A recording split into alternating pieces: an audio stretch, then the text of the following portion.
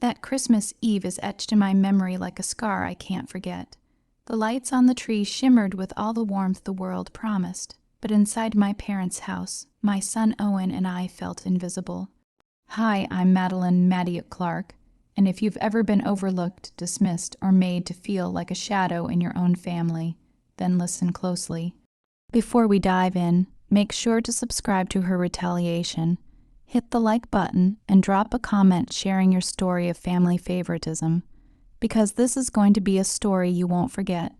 We arrived just as the first flakes of snow dusted the streets, the car heater warming our hands, our breath fogging in small clouds of hope and anxiety. Owen's little hand in mine felt heavier that day, not because of weight, but because I could feel the anticipation mixed with a slight unease. He was only 7, innocent in ways that left me both grateful and worried. He had been counting down to Christmas for weeks, and I wanted to preserve that excitement, even though I knew the disappointment looming over the evening like a shadow. The house smelled of cinnamon, pine, and vanilla smells that usually signal joy. Instead, it reminded me of exclusion, of the invisible line drawn between me and my sister's family. Lily, my niece, burst into the living room like a small firework, red dress sparkling under the Christmas lights. My mother dropped to hug her, whispering softly, "You deserve the world." My chest constricted, and for a fleeting moment, I saw the unfairness of it all laid bare. Owen held the small gift card I had spent weeks saving for. It wasn't much, but it was from me, and I wanted him to feel loved, not cheated. My mother noticed him, glanced over, and offered a polite, tight smile, her hands brushing past him, as if remembering him at the last second. And then came the lecture, long drawn out, dripping with patronizing tones, lessons about gratitude, privilege, and appreciating the things he had. Owen shrank further, clutching the card, and I felt the first real surge of resolve. I would not let them diminish him any longer. I would not allow their selective love to control our lives. That night, after the carols faded and the house emptied, I packed our things, not in anger, not in haste, but in deliberate, calculated resolve. I wrote a note for my parents, leaving it on the counter where it would not be missed. Owen deserves better, so do I, we're gone. Driving away, the glow of Christmas lights streaking across the windshield seemed almost symbolic, like the beginning of a journey I had been preparing for quietly, in patience and with precision. Our apartment, though modest, became a sanctuary. I set up a little Christmas corner, hung lights around the window, and baked cookies with Owen. I wanted him to feel a warmth that didn't require approval from anyone but me. I wanted to show him that he mattered, that our love alone could create joy, but alongside the comfort, I began quietly investigating. I dug through receipts, emails, and bank statements. I traced transactions. I wanted to understand the full magnitude of favoritism, of inequality, of deliberate denial of what Owen deserved. The numbers were staggering: $3,500 for a single Disneyland and ticket. Hundreds, if not thousands, spent on dinners, toys, classes, vacations for Lily, while Owen received minor gestures and lectures. This wasn't mere oversight. This was intention, and I would prove it. Nights became a mix of quiet reflection and planning. I sat by the window, snow falling softly outside, Owen asleep beside me, and whispered, "We're going to make things right in our way." For the first time in years, I felt calm and powerful. I wasn't seeking blind revenge. I was seeking justice, precise and undeniable. Each detail, each careful observation, built the foundation for the reckoning to come. I began documenting everything meticulously. Photographs of receipts, screenshots of emails, notes from casual conversations that revealed preferences, and evidence of the gifts and trips awarded to Lily while Owen and I were told to count our blessings. Every piece of data, every overlooked detail, added weight to the truth I would soon reveal. Even amidst this careful work, I allowed myself moments of softness. Owen and I decorated the apartment, read stories by the tree, and baked cookies that didn't need anyone's praise. I taught him that value doesn't come from others' recognition, but from the care, effort, and intention behind love. The following days were spent gathering evidence and building strategy. I wasn't going to confront them recklessly. I would do so with precision. I traced every monetary gift, every card, every whispered compliment. I learned their patterns, how favors were given to Lily, how decisions were justified with words like privilege or lesson. They never considered that someone might notice, someone might hold them accountable. I practiced my delivery silently, walking around the apartment at night, envisioning the confrontation. Calm, controlled, reflective, every word measured, every gesture deliberate. The goal wasn't humiliation, it was clarity. They needed to see the full picture. They needed to understand that favoritism and deceit had consequences. One evening, I sat with Owen at the window, watching snow swirl in spirals outside. I held him close and whispered again, "We're going to show them, baby, but we'll do it our way." He smiled sleepily, trusting me completely. That trust was my anchor, my reminder that the upcoming storm was not about anger. It was about justice and about reclaiming dignity for the both of us.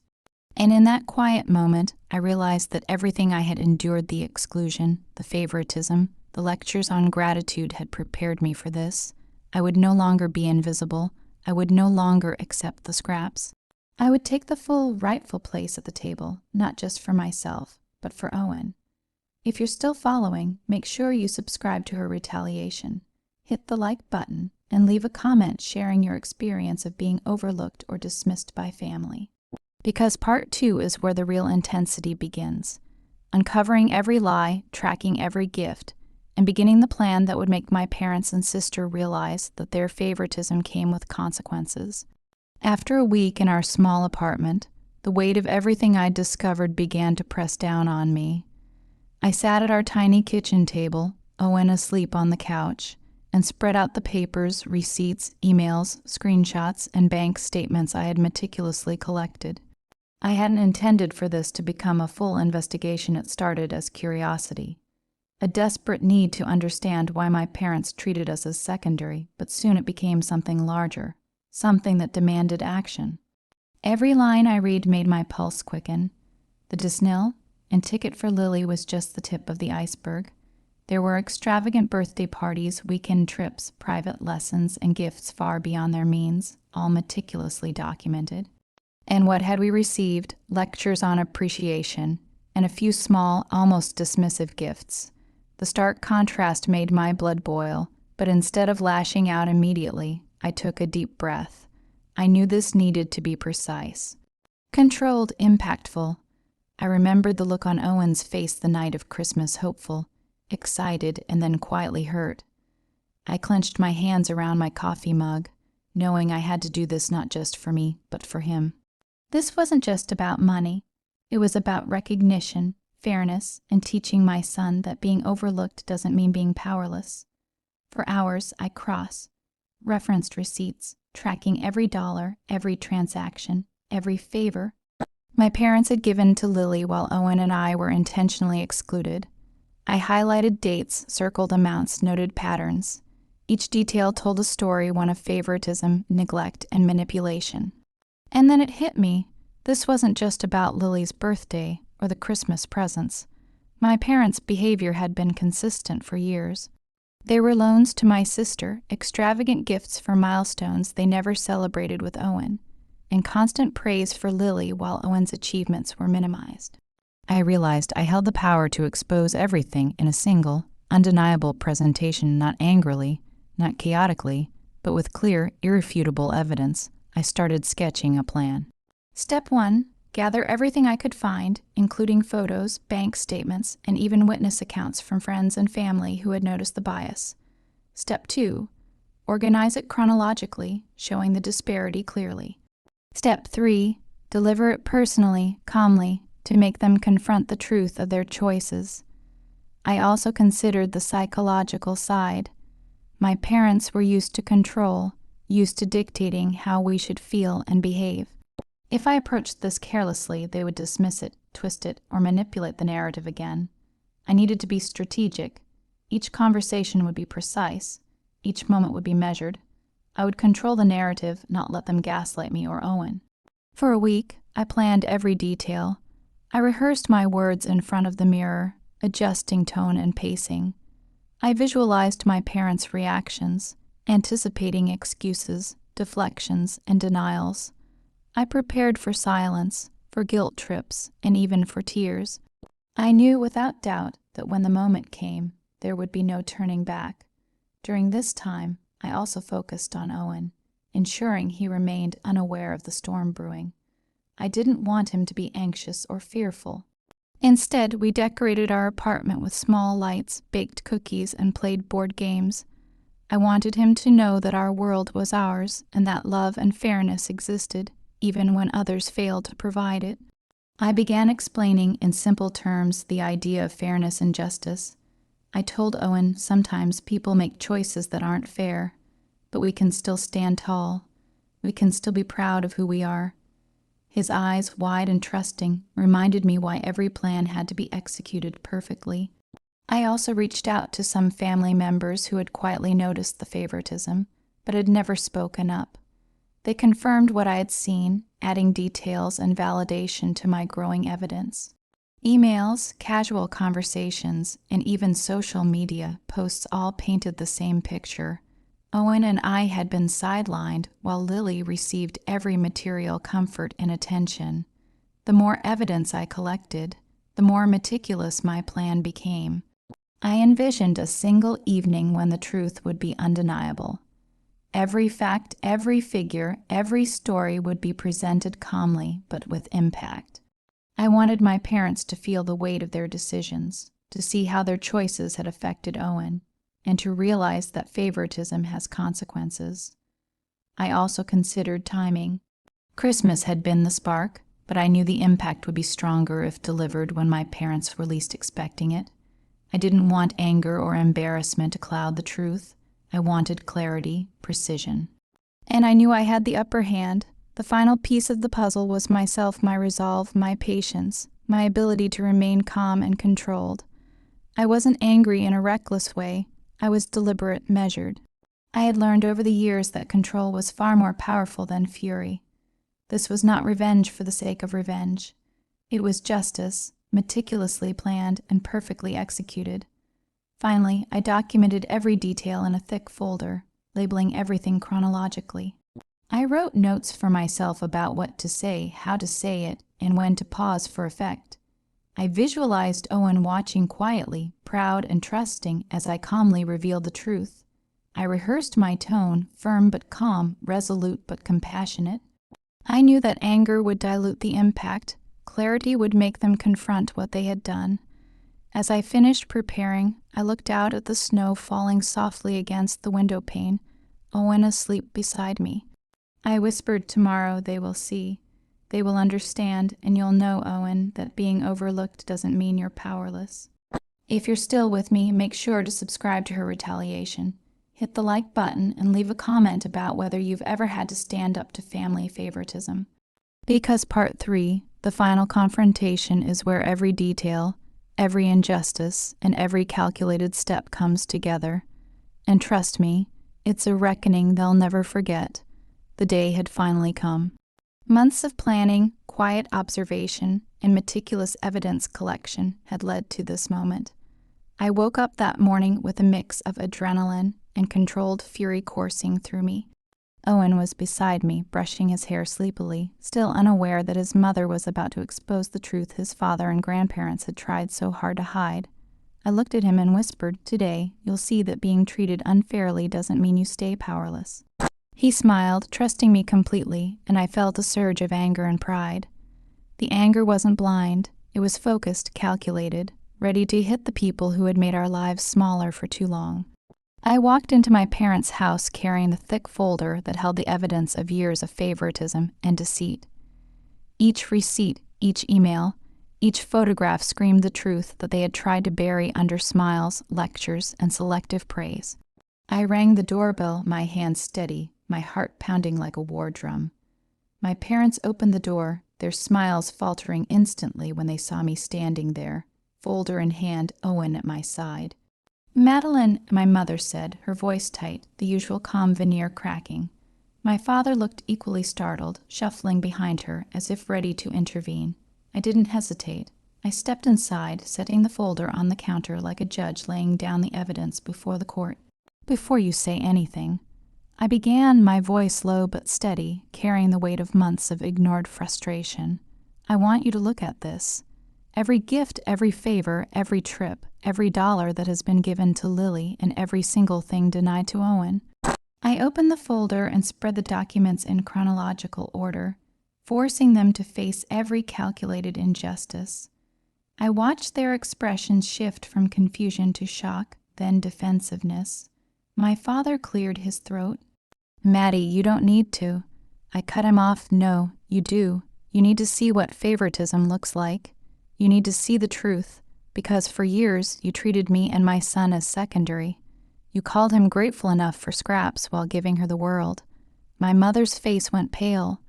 I could see her trying to regain control, to twist the narrative, but it was too late. The folder was undeniable. I had every receipt, every photo, every email timestamped. There was no argument, no deflection, no manipulation that could escape this evidence. "I want you to understand something," I continued, my voice rising slightly, controlled fury burning through me. "This isn't just about gifts or money. This is about respect, about fairness, about teaching Owen that he deserves to be seen and valued not just when it's convenient for you." Owen stood beside me, small but firm, watching me. He didn't need to speak. His presence alone strengthened my resolve. I had spent years swallowing anger, hiding frustration, pretending everything was fine. Not anymore. I started walking them through the folder page by page, explaining the numbers, the disparities, and the repeated patterns of favoritism. Every dinner, every trip, every lesson, every Disneyland, and ticket all documented and undeniable. My parents tried to interrupt, but I held up a hand. "No, listen, you need to see this, and after this, there is no excuse, no lecture, no moralizing, just the truth." My father's lips trembled. My mother's eyes welled with tears, but the shame was clear. They had been caught, not just in the act, but in their entire pattern of biased behavior. I let the silence linger, letting the weight of the evidence sink in fully before I continued. Then came the hardest part, the confrontation about their words, and "Let's talk about what you said at Christmas," I said, my voice trembling with anger now, but still controlled.